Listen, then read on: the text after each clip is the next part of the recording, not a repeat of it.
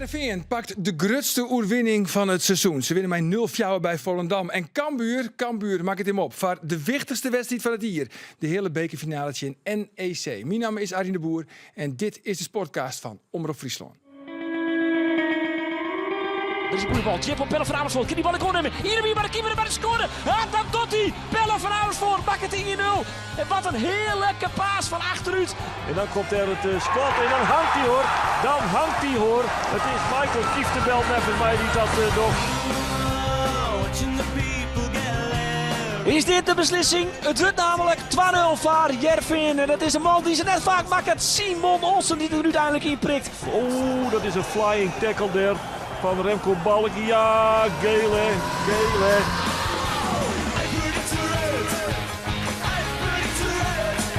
Oh, hier komt de 3-0 on. Hier komt de 3-0 on. Ja, er is Pelle van Amersfoort. Maar is het boetespel? Nee, het is net boetespel. En dan is het 3-0. Brouwer. En dan Jajer. Zit hij erin. Oi. Goeie actie, Luc, naar binnen takken. Hij laat er nu in de vierde hoeken. Wat een goal van Tom Haaien. Oh, dat doet hij lekker, Jen. Ja, en de heren, ze zitten er weer klaar voor. Geert van Thuin, Roelof de Vries en de trainer van PEC Zwolle, Johnny Jansen. Johnny, van harte welkom. Dankjewel. Dit is de eerste keer dat je de gast bent. Nou, net helemaal, want de allereerste sportcast op televisie. Toen dachten we dat wie zo'n succes. Dat moeten we gauw werden van. Maar dan doe je het eigenlijk het hele seizoen doe je het uitstekend bij PEC Zwolle. Je doet het geweldig. Tuurlijk. Alleen nog maar superlatieven. En dan verlies je mij zo in van PSV. En dan denken wij van, nou, misschien moeten we Johnny Jansen maar eens uitnodigen. Ja, dat hebben jullie goed gedaan. Nee, voor natuurlijk deze uitspraak die is hier vol lange klaar. Ja, zeker. Ja. Ja. En Roelof, daar weer is die Volendam. Ja. En daar komt ze altijd graag. Hoe is de foto al beginnen? Ja, toch? Waarom ik dit? De perstribune van Volendam. Kijk, was in principe één ding, hè? Als journalist bent, als commentator op die tribune zit, was eigenlijk één ding: het hele field schenken. Want je jouw commentaar. Maar bij Volendam zit je achter de korfvlagen op de perstribune, helemaal in de hoek. Ja, de shock dus. De linker korfvlager, die shots dus gewoon net. Nou ja, dat vond ik niet, kan ik daar voor het eerst. Voor het eerst zo'n 2009, toen Heerenveen de hele finale van de beker helletje Volendam. Zo lang weekend net Westen. Toen zie je dus op je perstribune. Ik denk, wat is dit nou weer? Nou, En ze draait altijd een heel mooi noemer, hè? Ze draait een heel leuk versje bij een doelpunt. bij een doelpunt, die vroeg Ja. nou net, maar... Nee, die zit erin. Hij zit erin. Ja, dit is toch een mooi versje, toch? Ja, ik vind dit een van de betere goaltunes. Waar ik wel echt trouwens dit weekend in de nou net ook goaltunes splitsen, maar waar ik echt enorm van genoten heb, die ga ik dit weekend echt een paar keer op repeat zetten. Hij ging ook viral op X volgens mij. Wie de wedstrijd van Leeds United. Die is die in treden, die winnen hun wedstrijd. En die werden tweede, dus is bij de eerste. Nou, dat is ik echt, weet ik wel, een liefhebber van Engels voetbal. Volgens mij, als het even ging, is ik wel eventjes mijn vriend van even Engeland daar. Ja, dan die sfeer die losgaat. Daarom had ik het nummer correct van Kaizer Chiefs. I Predict a Riot. Hier kreeg ik even bewust onderzet. Nou, even hier naar Shannon.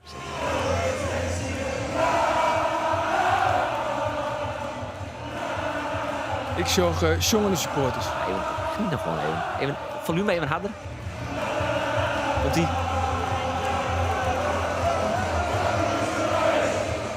Dit is mooi. Dit zijn de supporters van Leeds United. Ja. En dit is een Friese sportcast. Dit is toch en wij fantastisch? zitten de supporters van Leeds United, Jens. Snap je dat, Geert? Ja, jongen, het is blijdschap en blijdschap is universeel, dus toegestaan. Ik vind dit geweldig. Tientje in Cambuur Stadion.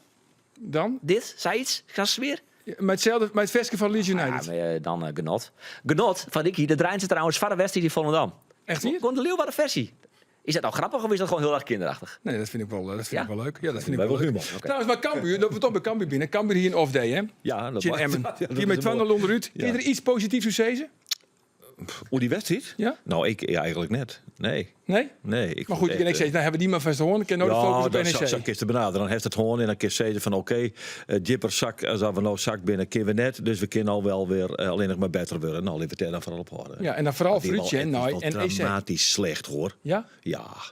En dan weet ik wel, er is een bus en die het pech en die zit stil en dan mocht ze net uit en het weer gevaarlijk. En de hele voorbereiding stort in. Want ja, topsporters licht autistisch levende mensen. Sportverslag, jou zeg ik trouwens. Ja, zeker. Ik gerust autist van Omroep, daar gaat het niet om. Maar, dus zo'n hele voorbereiding komt in de knoei. Waardoor ze bij Cambuur normaal sprutsen uitwedstrijden betiet voort, een hotel pakken daar, het opbouwen en naar de wedstrijd. Nou zijn ze Emmen. Boah. Dat hoeft net. Dat is te dwan. Ja. Nou, dan is ze later voort, krijg je dit. Ja. Heleboel. Want hoe laat kwamen ze nou hoor? 4 minuten verzonnen wieren ze met een vervangende bus van Beervatours. Neem die nou maar vooral. Dat we dat even goed noteren. Ja, dan hangt die ook bij ESPN meerdere keren neemt. Ja, dat zeker. Langs Maar goed, 4 minuten verzonnen en dan moet die boel er even nu. Dus 4 minuten nog zo'n best in een kleikamer.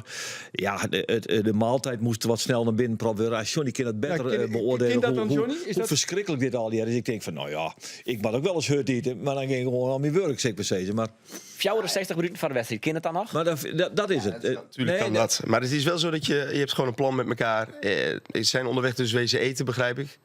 Ja, ze hebben sportmaaltijd dan gewoon. Ja, nou ja, meestal is dat 3 uur voor aanvang van de wedstrijd. Ja. Dan hou je daar eventueel nog je bespreking. Ja. Ja, en alles moet versneld. Ja. En dus is het alleen maar dat je heel alles gejaagd moet doen. Uiteindelijk kom je in het stadion en dan moet alles weer snel. Ja, het is de kunst, denk ik, om te accepteren dat het zo is. Ja.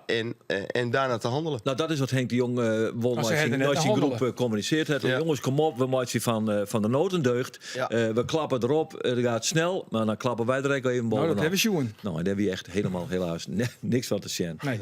Maar goed, nou kan nou de focus en het vizier kan nou heel veel slaan jochten worden op NEC. En dat is nou correct echt wat wij het was willen. Want wij hebben een speciale verslagjouwer, Stuart Nijmegen. Net de eerste, de beste. Echt een triple-E-verslagjouwer. Laten we zeggen, ja, Ilke Lok 2.0. Timo Jepkema. Want Timo Jepkema, als het goed is, bist du no? Ja, daar is hij. Ja, iets minder van die naar Jochsen, Timo. Dan kunnen we dat thuis zien. Mijn paraplu bij het trainingsveld. Ja, daar komt hij aan.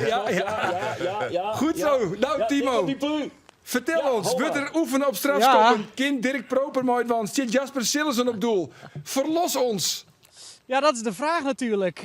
Het binnen een beetje verschrikkelijk jestige omstandigheden hier in Nijmegen. Jestige omstandigheden. Wij maaien, we maaien net bij de training Sjen. Die is besletten. Dus ik had een plakje opzocht waar ik stiekem toch wat van die training Sjen in. En ik had op het stuit zicht op Jasper Sillissen en keeper Roefs. Die ben op het stuit onder het inzitten. Dan maar de Ian vraag, op de Timo, goal, is waar dan zit er op weer, de doel? oor. Ja, dat is natuurlijk de vraag. Ik praatte eens correct met een fotograaf hier die foto's maakt bij die training, een beetje stiekem. En hij zei het wordt Sillissen. Oké. En ja, ik leeuw hem wel. Want hij wordt een heel soort inschatten. En hij is toch degene die het meeste daar op een goal stiet. Dus Sillissen op een goal. Hij had zelfs solliciteerd naar een basisplak. Dus het zou samen zo wezen kunnen dat Jasper Sillissen de man is die het doel verdedigt dankjewel bij NEC. Timo. Maar vertel mij het wel. Maar Cambuur. Jasper Sillissen, omdat het jet heeft via een fotograaf. Ik weet net heel dol of het betrouwbaar is. Maar laten we er voorlopig maar vanuit gaan. Want eigenlijk hebben we al je vragen, maar er is nergens antwoord op. Nou goed, jou niks. We hebben eerst nog wel onze stellingen. En we moeten altijd eventjes een stelling. En dan moet je er kwart antwoord op, Jan. Wat vind jij van het empathisch vermogen van Arjen de Boer? Ja. Dan sturen we verslaggever naar Nijmegen, 2 uur onderweg, 2 uur terug, in de kou, in de regen. Die jongen die staat daar bij besloten trainingen. Nou, bedankt voor niks. Dat zegt hij dus eigenlijk. Nou ja, hij zit in En de jij hekken sticht en spelers ook hij wel zei eens van op basis van een fotograaf, maar we er maar vanuit gaan dat Jasper Sillissen op doel Maar staat. tot ziens Dus onbetrouwbaar wat je zegt. Onbetrouwbaar, ja toch? ter verdediging van collega Timo Jepke, maar we er wel bij vertellen dat NEC besloten traint en dat hij pas om 3 uur open is. Dus Nou, in dat geval zullen we Aas nog wel een keer even naar Nijmegen takken. ja, dan moest wel even lang volhouden. Oké, nou eerst een paar stellingen. We beginnen met die Geert. Het wie een goed idee om een speciale verslagjouwer naar Nijmegen te sturen voor de laatste training van NEC. Ja, een beter idee krijgen wij dit hier net. Van tevoren bedacht. Oké, goed zo. Dan gaan we naar Johnny. Sylvester van der Water is een hele makkelijke jongen om mee om te gaan. Ja. Ja. Roelof, Hussein Ali is een betere onvaller als verdediger. Nee. Nee? Nee. Geert, op 21 april geven we mijn zoontje 1000 mensen naar de Kuip. Let op, gaat gebeuren. Goed zo. Roelof, Volendam had echt de allerslechtste pastribune van de eredivisie. Goh, dat is wel een inkoppertje, hè? Ja. Ja, en de laatste is voor Johnny. Ooit hoop ik nog eens haattrainer te worden bij Heerenveen. Ja. Ja? Is het echt? Ja, en een knipeeg. Maar is het nog altijd een droom? Nee, die droom. Ja. Ja, die droom is al geweest. Nee, maar weet je, ik sta er gewoon weer open voor in de toekomst wat er ooit zal gebeuren. Maar nu heb ik een prachtige job bij PEC Zwolle. En de komende jaren hoeft dat ook zeker niet te gebeuren, hoor. Maar you never know. Nee, maar toen in wel januari een clubje, 2022, ja, Lijkt dood een altijd clubje. een clubje, maar Ja. toen in januari 2022 is die inkregen, daar is wel een tikje van kregen. Ja, natuurlijk. Maar ik vind het nog steeds is mijn club. Weet je? En daar heb ik fantastische jaren gehad. Heb ik zoveel goede mensen ontmoet. Ja, en de club, Heerenveen, mijn kind helemaal niks. Nee. Maar goed, dan krijgt dus dien en er is meer dan een ier thuis. Ja. En dan krijgt in april verlien ier een aanbieding om aan de slag te gaan bij het verneemde FC Sava in Libanon. Nou, daar zie je het op te wachten. Ja. Wie het een neetgreep?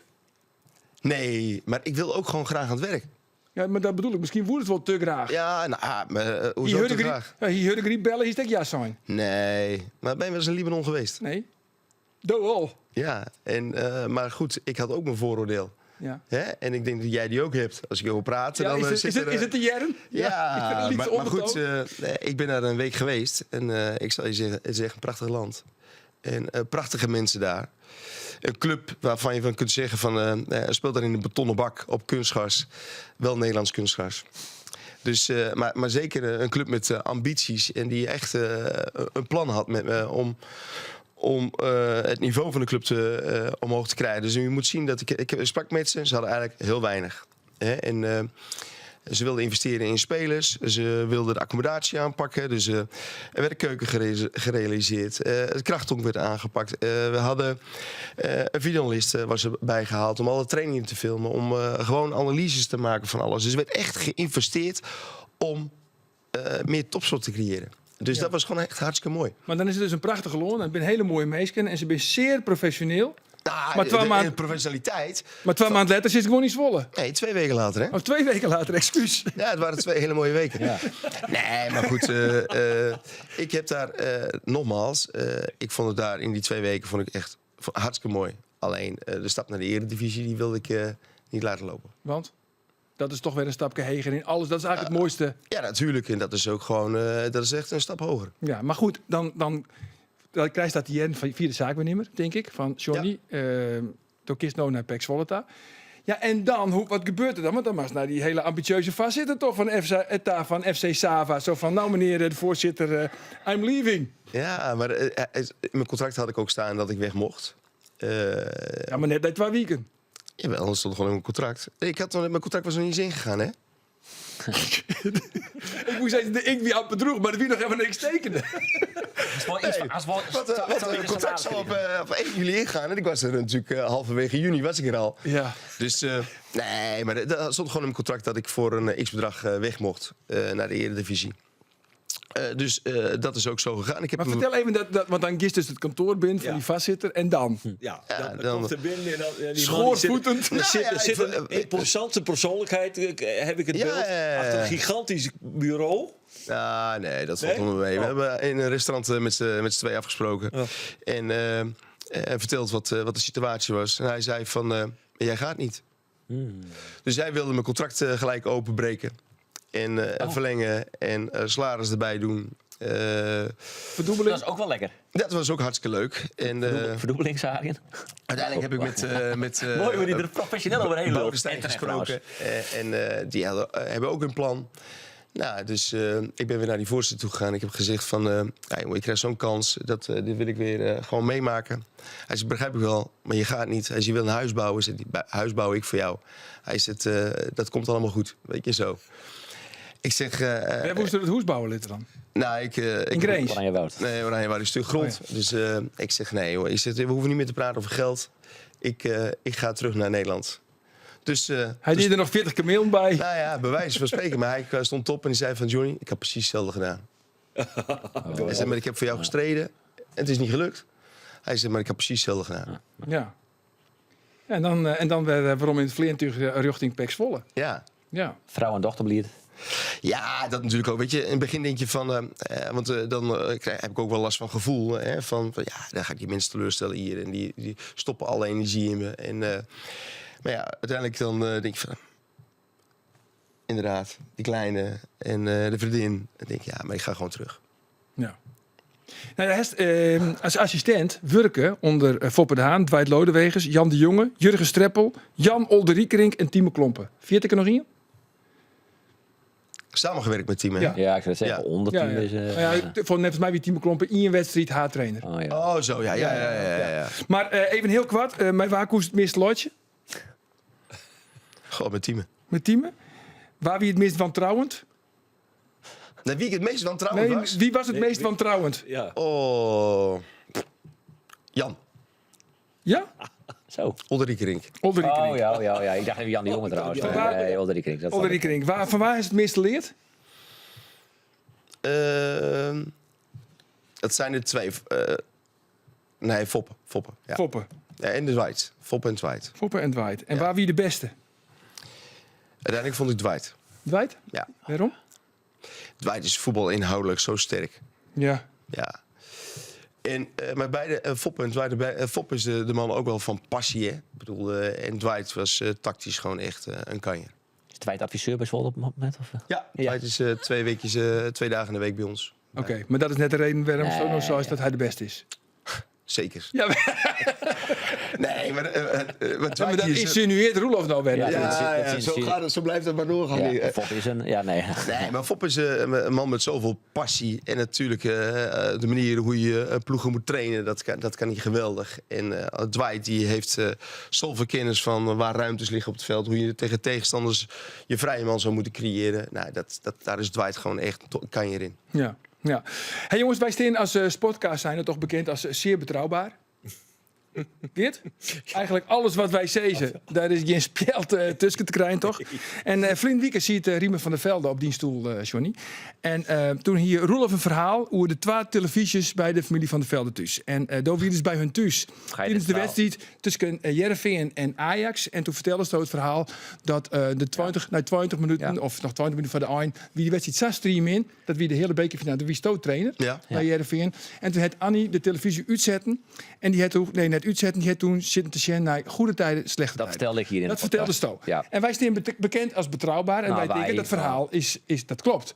Jelven Jongeren, Manjetioen, waar ik bellen. Terug Annie van der Velde. Zij eerst het een rectificatie. Want in haar hele leven het zij nog nooit zien naar goede tijden, slechte Ja, tijden. ze appt het mij, ik. Het was een andere zender. Roelof, ik vond het een hele leuke podcast, maar ik ga er nooit naar goede tijden, slechte tijden zien. Dus ik appte weer waarom. Sorry, ik zal het rectificeren, want nou denkt heel Friesland dat het naar goede tijden, slechte tijden is. Dus kom maar met de rectificatie. Nou, zei ze, dat hoeft ik wel net, zolang het maar geen porno is. Dat zei ze. Mooi nou. Goed zo. Verrast het hij, Johnny, dat Heerenveen zo makkelijk won van Volendam? Nee. Nee? Want Volendam, daar won je met kwam, maar 4-0. Ja, dat klopt. Die ging gewoon net zo goed voetballen. Nou, dat wil ik dan ook weer niet zeggen. Maar het is wel zo dat op het moment dat ze natuurlijk de ruimtes krijgen, dan hebben ze natuurlijk gewoon kwaliteiten om dat te benutten. Dus, en Volendam is van nature ook gewoon veel willen voetballen. Maar ja, die ruimtes zijn ontstaan op het veld. Ze hebben kansen genoeg gehad. Ja, en Heerenveen is nou een eigen onvaller, hè? Hoe zijn Ali? Hij speelde net echt rechtsboeten, hè? Toen ik het op papier zag, dacht ik, jeetje, hoe gaat hij dit wel? Wordt het 4-3-2? Wil ik gewoon voor jou trein? Misschien het Brouwer wel rechtsboeten spelen of zo. Maar hij zette toch goed zijn Ali op de... Maar hij speelde eigenlijk wat meer rechts heel, als het ware. En eigenlijk wie het wel... Als dan nu uiteindelijk die wedstrijd weer rondjost... En dat zei Kees van zelf even. Ja, het is net zo dat ze toch die set die wedstrijd wonen. Hè. Maar die Cox die kwam heel tijd goed mij op. Linksboeten. En ja, Ali stierde ervoor. En dan kon ze die vastzet van Cox er wat meer uit Helly. En als die vastzet wel omkwam, dan kwam hij toch geregeld op een holle van een Volendam-speler. Van Muren bijvoorbeeld. En werden ze ook gevaarlijk. Dus Ja. Hij moet een beetje voorkomen misschien als hij Jay Nunnally als opstelt hier als Rosboeten. Dan moest Nunnally hield hij het achter die Cox aan. Ja. Dat woont ze een beetje voorkomen. ja, ik die vastzet uit Helly. En dat Helly maar een wat verdedigender instelde speler wat meer. En dan maar een Nunnally of maar een Loizu. Of een Walemark, maar die wie blesseert. Dus ja, maar aan de andere kant, ik wil wissel, want dat hield ik wel een beetje voor de linkerkant, waar die Oscar Buur als Rosbeck daar maar op komt. Ja, daar zetten ze net links heel op de positie van Saroui. Als die linksboet gewoon goed genoeg is, bloot hij gewoon steen. En dat is in dit geval van Saroui wel saai. En aan de rechterkant van Nunnally gewoon minder. Laten we gewoon eerlijk wijzen, die is... Ja, die voldoet net en die is misschien niet gewoon net goed genoeg. Ja, is dat ervan uit, Johnny, dat Hussein Ali, Chimpex Volle weer onder de rechterkant zit? Ja, achter onze eigen bek aan. Achter jullie Dus, bek aan? Ja, natuurlijk. Ja? Ja. Nee, maar dat bent dat. Dan heeft dus die wedstrijd zitten te zien. En we zullen de komende dagen nog wie het weinig analyseren. Dat is wel iets wat je dan rekken mee horen, denk ik. Nou ja, je gaat inderdaad gewoon analyseren van gaan ze dat tegen ons ook doen? Ja, En wat denk je dan? nou, onze bek die komt wat minder, dus ik verwacht het niet. Nee. En Rolf zit al nee te knikken. Nee. Dan wordt het gewoon Walemark. Want dan wist misschien net, maar Zwolle speelt 4-3-3 en net 4-3-2. Dus die had Nou, insinueert nou dat ik dat net weet. dat wist toch net. En die komt net zo vol mee op zoals Cox. Dus dat gaat ze nou net verkiezen. Oké, en is Walemark dan weer fit? Nou, hij weer een vraagteken, dus ik denk het wel. Maar dat weet ik net zeker. Nee. En wat u dan ook wel weer wanden hoort, Geert. Sylvester van der Water in de basis staan. Nou, daar zit ik wel steeds op te wachten. Ik ben zo echt oprecht benijd, zonder enige bijbedoeling of gedachte, als Johnny Sylvester aan het voetballen krijgt. Want hij kan dus wel voetballen, dat mannetje. Maar dan moet je toch een beetje, ik weet niet wat je wezen moet, maar een psycholoog wezen, moet je licht psychiatrische trekken in je hebben als trainer. Ik weet het al je net. Maar het is natuurlijk een tamelijk ingewikkelde personality die van de Water, maar voetballen kan die. En nou denk ik van Soerstam krijgt hem wat voetbal in. En hoe denk je dat te bereiken? Ja, maar wat jij zegt, een lastige jongen, dat heb ik totaal nog niet meegemaakt. Nee? Echt totaal niet. Hij had hij nog net in de Noordsbiet. Nee, ook nog niet. Nee, joh, dat gaat eigenlijk hartstikke goed, man. We hebben ook een groep die laten we zeggen... Die is wat pittiger dan die van Cambuur. Van Polen en consorten, die litten net zo makkelijk door haar heen. Nee, maar dat is ook totaal niet wat er aan de hand is. Oh. Totaal niet. Wat is er dan aan de hand? En, de positiviteit rondom Sylvester in onze groep. Maar dan heeft hem Helle en Henk de Jong heeft hem gewoon een schop onder zijn kont, joh. In Maastricht. Die zit hem zo in Alderud, het is clear. En dat is nogal een maatregel om een speler, de allerduurste speler die je ooit kocht hebben, ergens halverwege het seizoen en allemaal naar Jong Cambuur. Dan is er toch iets aan de hand. En Henk de Jong staat ook niet bekend als een man die de dictator uithangt. Nee, Zwolle het eigenlijk, Jim hebben Cambuur enorm geholpen. Want dit wie gewoon een pin in de hol dossier. Ja, dat weet ik niet. Of wij Cambuur hebben geholpen. Kijk, het is wel zo dat Cambuur gewoon Sylvester ook weer bij de selectie zou nemen. Dat is waar. Dus daar zal ook een reden voor zijn. Dat het Henk de Jong echt duidelijk zijn. Blijkbaar, want daar hebben we met Henk wel eens over gesproken. Als je puur praat over statistieken van Sylvester, stond hij... ik ben me er niet op vast hoor, want zo heb ik hem wel een beetje begrepen. Met scoren en assist stond hij er nog steeds wel hoog. Stond hij hoog weggezet, zeg maar. Dus daarin had hij wel zijn rendement. Alleen wat er gebeurd is met Sylvester en Henk, dat weet ik niet. Nee, weet ik ook niet. En het is zo dat Henk daar zijn reden voor heeft gehad. Ik heb met Henk hierover gesproken. Ja, heeft Henk die dat net verteld? Nee. En dat hoef ik ook niet te weten. Oh. Dat is iets tussen Henk en Sylvester. En wij kunnen die jongens wel vertellen. Nou, maar dat mag. Maar, dat moet je toch niet neus bieden. Maar dat is nee, nooit niet dat gebeurt. Nee, maar dat wie gebeurt. Hij wie bij MVV in de kleedkamer. En toen had hij letterlijk zijn van als we zo voetballen, dan hier we de orde trainer ik wel horen kind. Zo'n opmerking is er maken. Nou, die heeft hij bij ons nog niet gemaakt. Dus, nee, maar het is zo dat Sylvester gewoon prima bij ons in de groep ligt. En hij doet het gewoon echt keurig.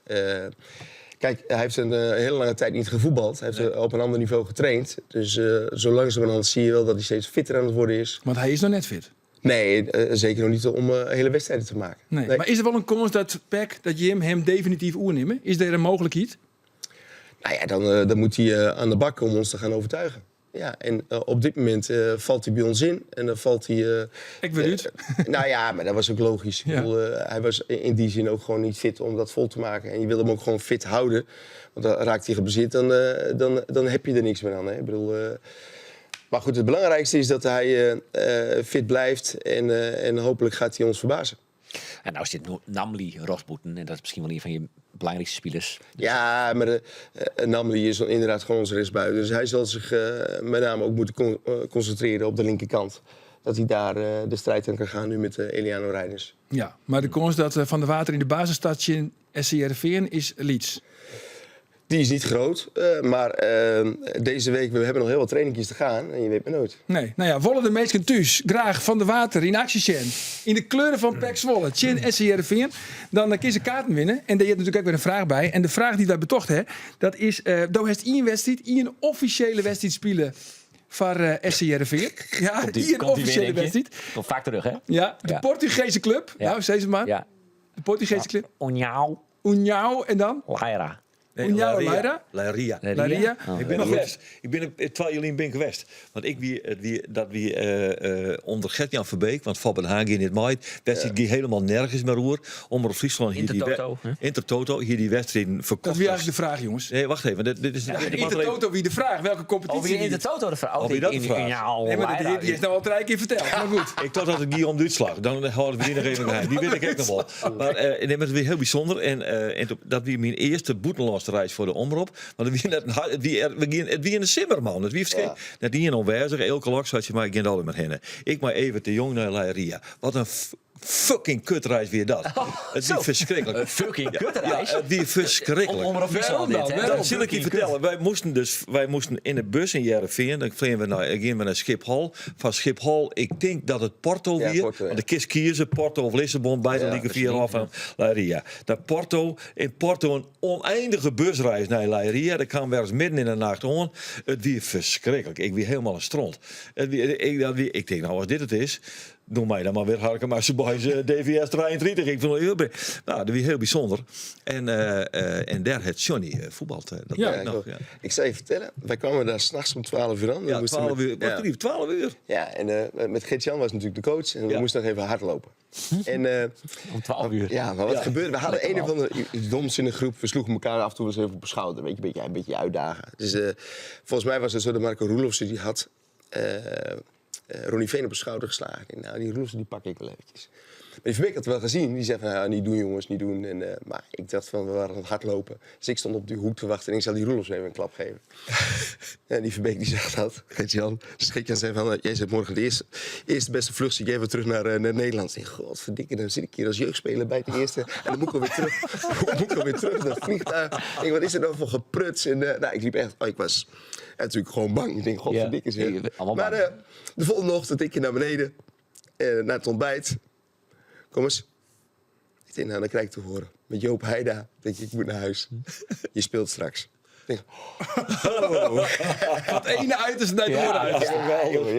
ja. mooi. Ja. Nou ja. Maar goed, dat is dus de vraag. En de vraag wie eigenlijk van wie dit KKD, Eredivisie, Champions League of Intertoto. Nou, we weten nog wel dat het Intertoto hier.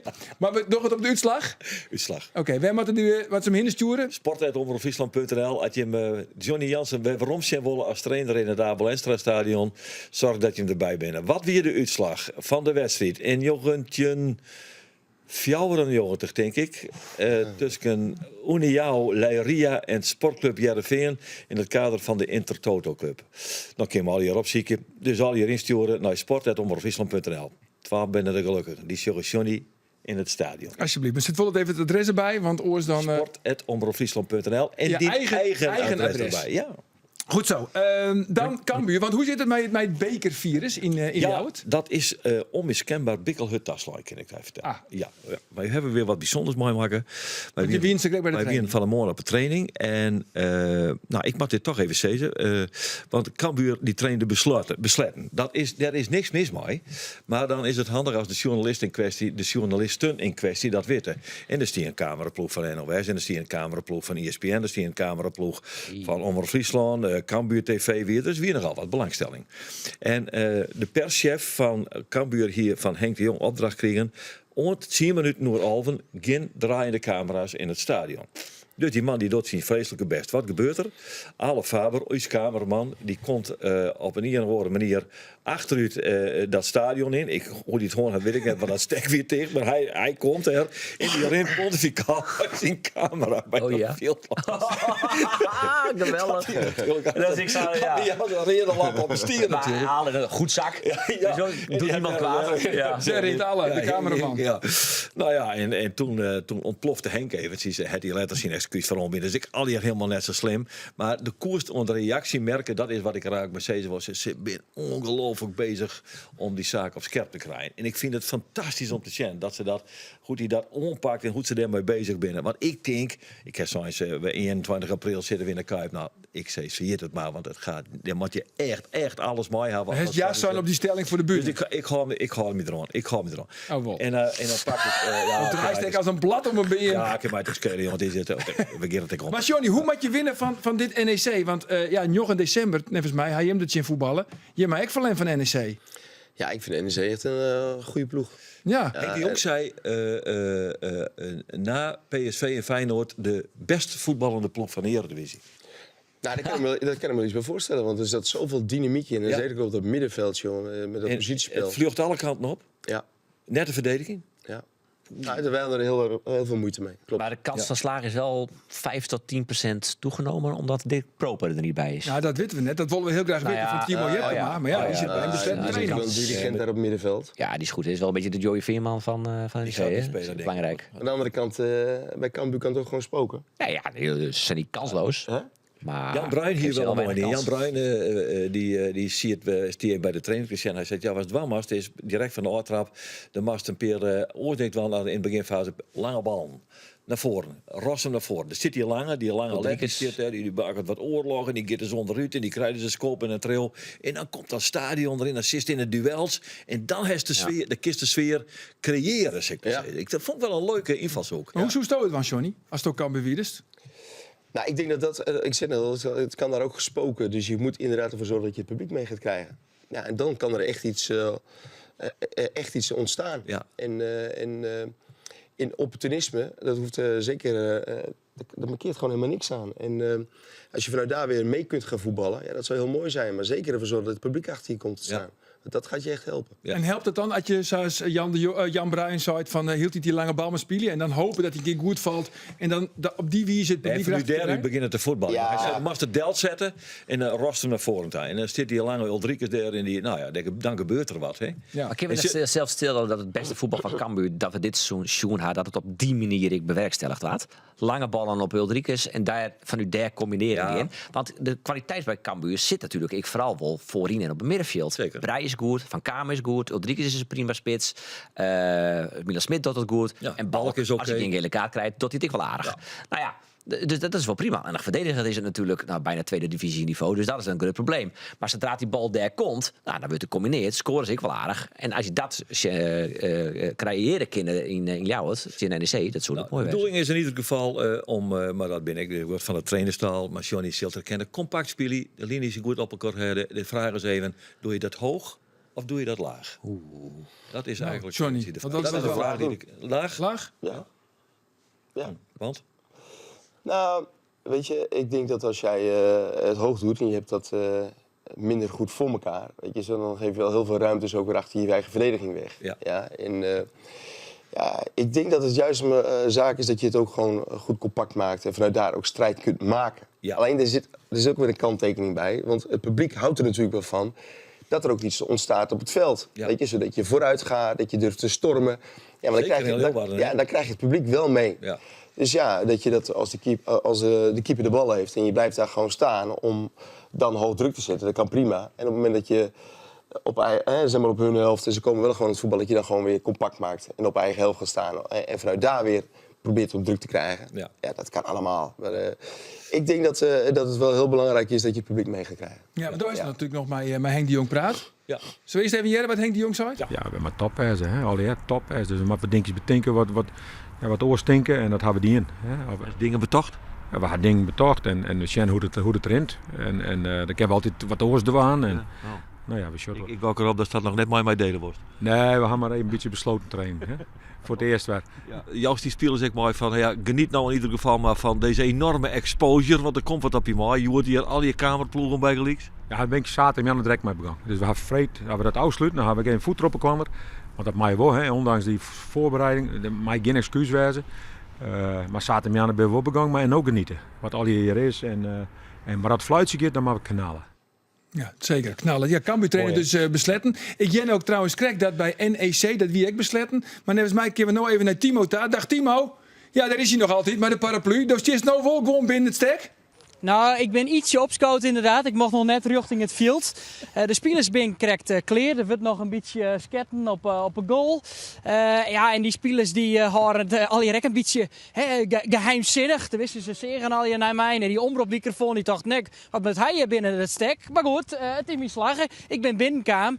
En nou nog interviews opnemen met oud-Cambuur-spelers Thierry Sherry natuurlijk. En mijn meest hoedemakers die het een Cambuur verliezen hebben. Ja, natuurlijk. Maar Dirkie Pro Proper, doet hij nou mooi of net? Ja, dat is de grote vraag. Ik denk het net. Had ik hem zou zeggen en had ik hier... hey, dit is Lasse Schöne en Jasper Sillissen die voorbij komen. Hoi, speel je Jasper? Doet hij mooi of net?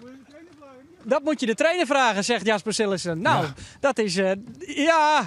Ja, nee, hij zei het dat ik de trainer vreetje maak. Dus dat dacht ik aan zijn nek. Rogier Meijer. Ik zal hem even vreetje. Waard nou onder de lat is niet. En net toch iets van penalty shoot trouwens, of net? Trouwens. Nee, er is net oefenen op penalties. Misschien kijk ik het nog even vreet. Is er geoefend op strafschoppen? Is er geoefend op strafschoppen? Nee, volgens mij is er nu eentje bezig. Nu iemand, hè? Wie is dat? Volgens mij Bram. Ah, kijk. Kijk eens eventjes aan. Nee, ik heb net zien dat er oefenen is op strafschop.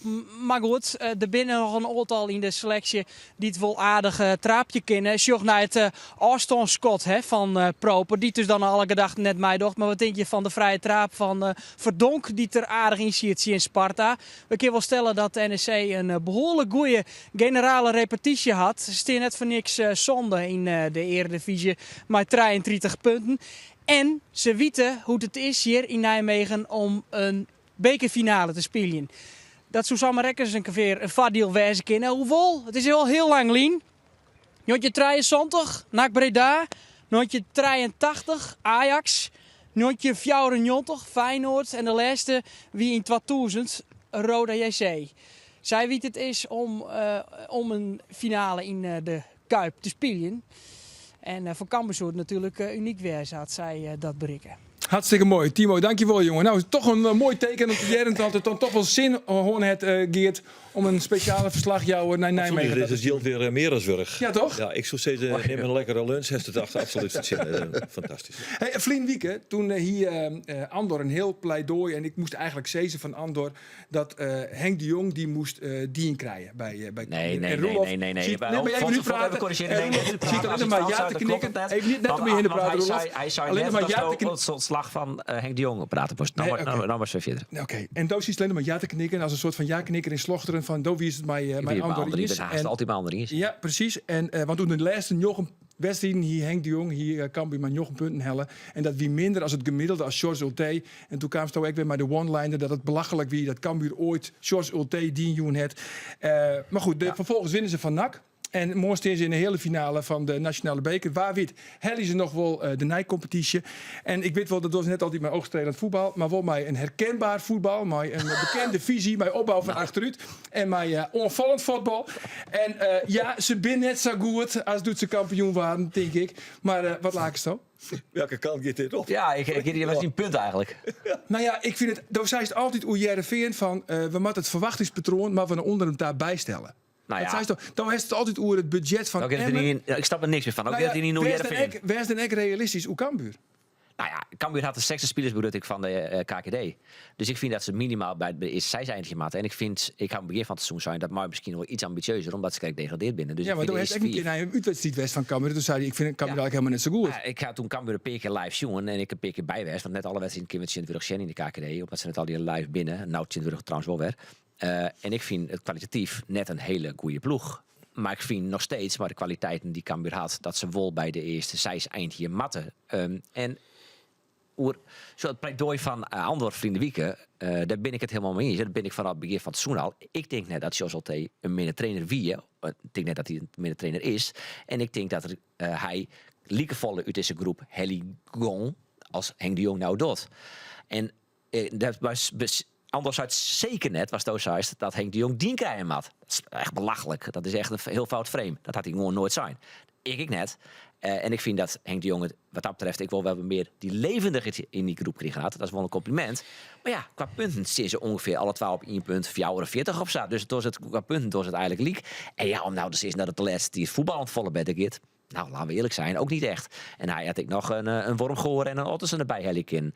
Dus ja, wist dat zou net alsof dat redders binnen natuurlijk. Dat ben ik natuurlijk maar gewoon hele normale spelers. Nee, volgens jou eigenlijk de KKD, Johnny? Volgens jou die uitgebreid? Ja, die volg ik zeker wel. Ja. En ook gewoon omdat ze het leuk viest, omdat er misschien ook wel hele interessante spelers in omrennen. Van de beide.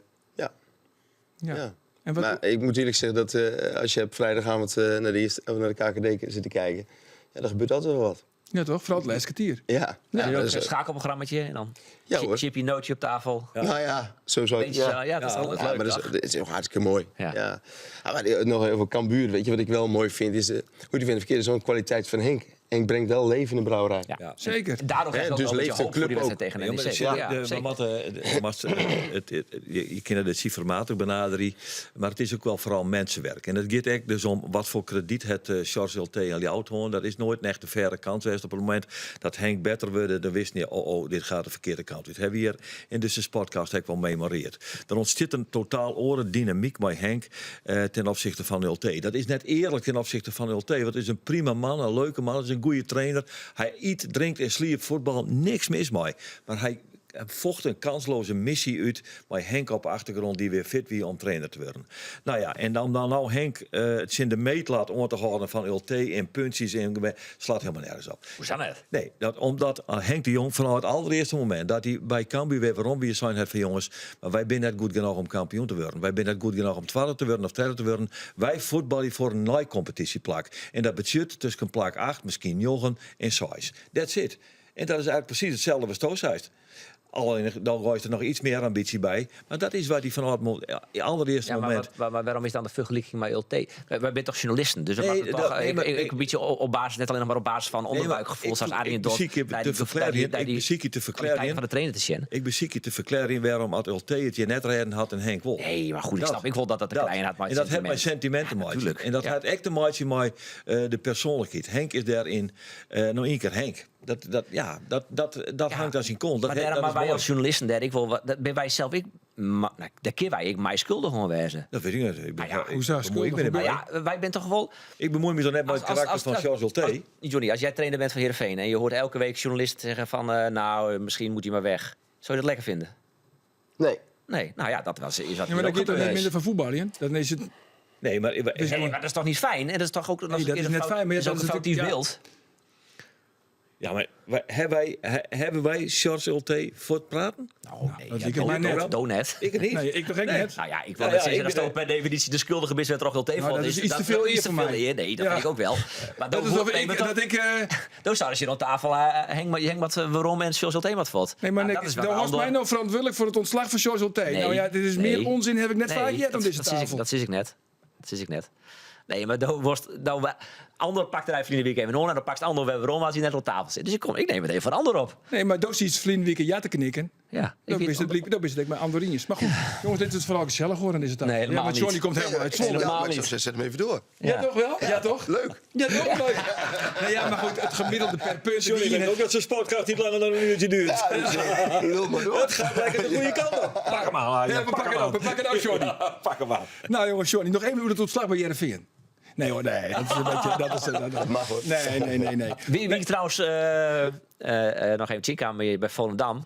Robin Moulin. Robin Moulin. Ja, Moulin zit bij Kaya. En die spelen goed. Die spelen goed? Ja. Het is daar net ontgaan dat ze 4-0 verlenen hebben van Hij Heerenveen? spelen echt goed. En Moulin ging naar een oeren van het veld houden, met een belangrijk koer. En hij zak het nog verder vod. En in de eerste helft hij zei, als nog even contact hebben met spelers van Cambuur, misschien ik richting die wedstrijd in voor de beker zei nee, helemaal niet. Maar Henk had me wel bellen, zei hij. En ik zei, wat zei hij? Ik ben waarom komen we jou wat. Ja, Robin Moulin? Ja. Maar Robin Moulin praat toch alleen nog maar Frans? Nee, Engels. Engels? Ja, praat goed Engels. En Doop praat ook goed Engels? Zie. Ja, nou ja, goed. Maar hoe lang is er nog contract bij Zwolle? Nog, na dit seizoen nog een jaar. En met een optie van nog een jaar. Dat was wel illusie wat hij vertelt. Hè? Ja, dat is correct verteld. Maar van... Hij is een beetje van slag. Ik ben helemaal van slag. Ja, misschien een beetje van slag. Uw enkerman is van slag. Wat hebben we nou Ben ik een beetje van slag, jongens? Ja, nou pak het maar op dan, jongens. Gooi maar wat op tafel dan. Hoe is het om straks weer terug te komen? Want haast...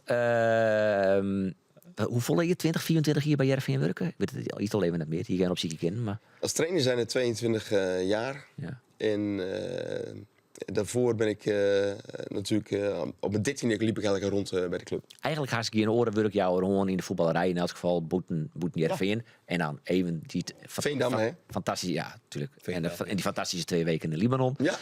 En dan komt nou eigenlijk wat eerst komt straks als chissstander dat stadion in. Ja. Hoe denk je dat is? Ja. Ja, daar ga ik alleen maar van genieten. Ja. Ja. Ik vind Eerst het- ring je natuurlijk naar de verkeerde kleurgamer. Natuurlijk. Nou, dat is inmiddels veranderd. Hè? Dus ik weet begon niet hoe het eruit ziet. Het is sowieso een doolhof. Ja, Het is heel los. Ja.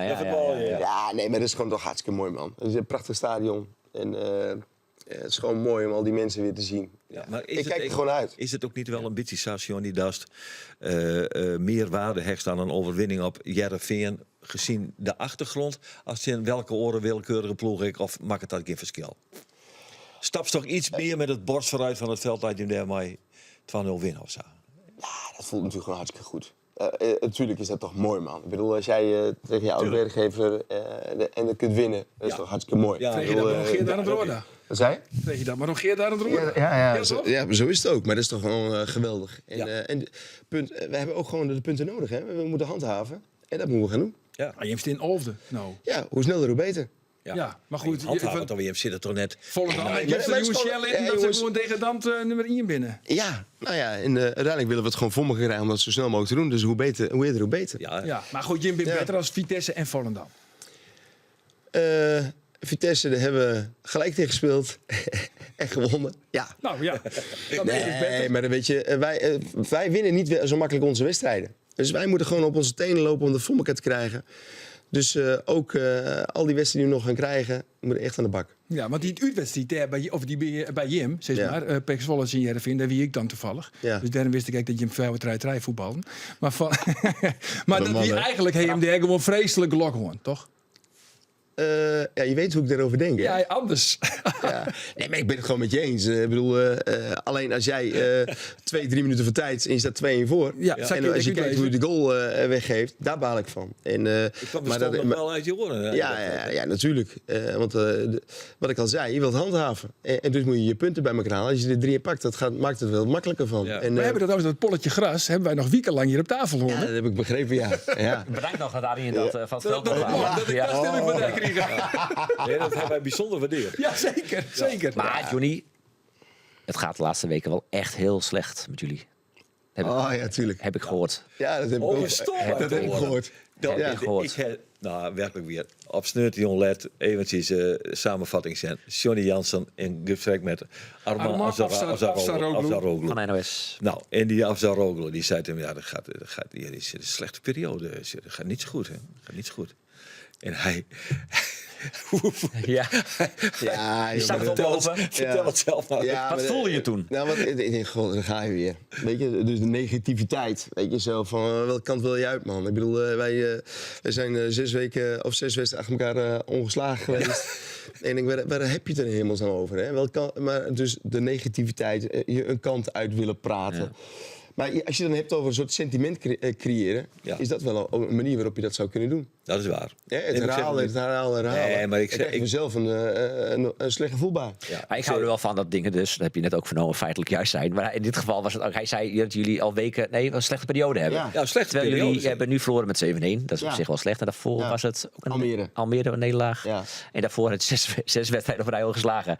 En dan kun je als journalist natuurlijk niet zeggen dat je een slechte periode hebt. nee, hoor. Ik neem het liever voor journalisten op, moet ik dus zeggen. Maar dit keer Ja. moet ik het voor jou opnemen. Nee, en achteraf zei hij dat zelf ook al hoor. Van, dat had ik misschien wel even anders moeten zeggen. Maar daar hoort er wel van dat dingen feitelijk juist binnen. Ja. En vervolgens slinkt er wel een verhaal in de wereld in dat Annie van der Velde naar goede tijden, slechte tijden kijkt. Oh ja, ga je me daar pakken. Nou, lekker dan. Nou, lekker dan. Dat klopt toch niet dan? Maar weten we nou eigenlijk wat voor programma het ze wordt, John? Heb ik net vregen. Oh, Ja, want we kunnen pas echt rectificeren als we echt weten ja, van moeten het we programma. weten. Nee, Precies. het was niet. Maar het was. niet. Het was Ik niet. vertrek of ja, noem het maar. Ik Nou, weet Annie het wist het niet meer. Oh. Nee, Annie wist het niet meer. Dus ja, dan, dat is jammer. Nou ja, goed. En dan bleef, en nou, het goed ik net over, maar dan bleef Riemer al enig achter bij dat orentastel, zou ik maar zeggen. Nee. Er zijn 2 televisies, maar 2 grote fauteuils ertussen. En ik mocht daar aan de linkerkant zitten. En dan mocht ik daar zitten. En dan kreeg ik een wiensje. Nou ja, ik ben ontwerkt, dus dat ga ik even oorslaan natuurlijk. En dan een bakje chips. Die ging erbij. Bakje chips. Die niet? Bakje chips, die hebben we niet overgeslagen. Nee. Nou ja, en dan zit er. Op een gegeven moment wie het... we gaan naar de theater zei... Nou, ik in de hoes. Oh, ik heb het bed al van die opmaken. Zei koesje was de koesje sliepen Ja, blijven. dat is lief. Hè. Ja, Ja, dat is, Ja. ja. ja, Dat ga ik net niet trouwens. Hè. Maar nee. ja, dat is altijd het allerhartelijkste van de velden. Dat kunnen we doorheen. Maar goed, morgen eerste beker. Ja. Dan van Cambuur. Snijn, Jereveen, Pek Zwolle. En een manje. Nou, Dan heeft hij een topaffiche, hè? En dan krijg ik nog even een Jong PSV, dessert geserveerd. Lekker man. Op maandagavond, Jong PSV, Cambuur. Ja. 8 uur op de hertgang. Ja, hoe laat is dat voort? Nou, dan moest ik heel betiert voortgaan. Omdat ik kom met al die files.